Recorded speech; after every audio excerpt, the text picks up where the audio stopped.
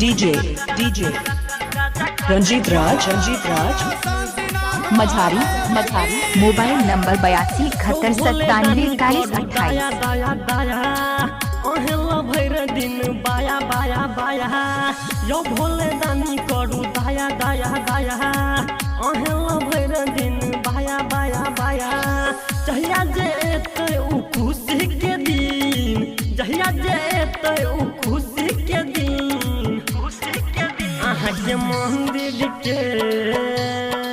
अहाँ के मंदिर के बगल में किनब जमीन है यो ओते बैठाब भांग पीसे के मशीन अहाँ के मंदिर के बगल में किनब जमीन बाबा ओते बैठाब गाजा काटे के machine. DJ Ranjeet Raj Majhari mobile number 82 71 97 41 28। जो भोले दानी हरुन परेशानी एलची अहाँ के दुआरी करे छिनी हो रहा दुख हरू थोरा सुनु न हम डोला चारी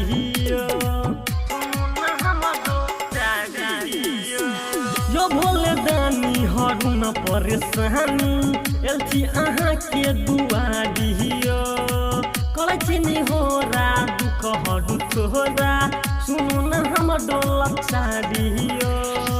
कह दियो बाबा हमर जिंदगी रंगीन कह दियो बाबा हमर जिंदगी रंगीन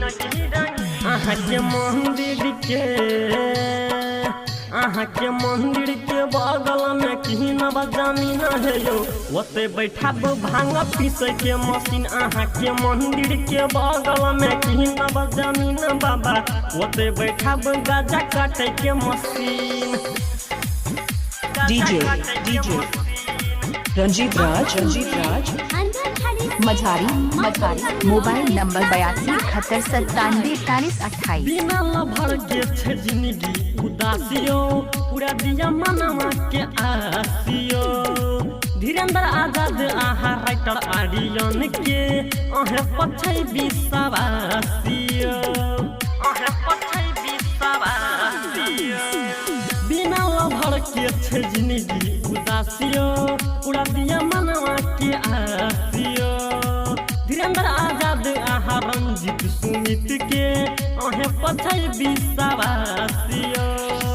जिंदगी अनहरिया के कह दियो दिन जिंदगी अनहरिया के कह दियो दिन अहाँ के मंदिर के बगल में किनब जमीन है यो ओते बैठाब भांग पीसे के मशीन अहाँ के मंदिर के बगल में किनब जमीन बाबा ओते बैठाब गाजा काटे के मशीन।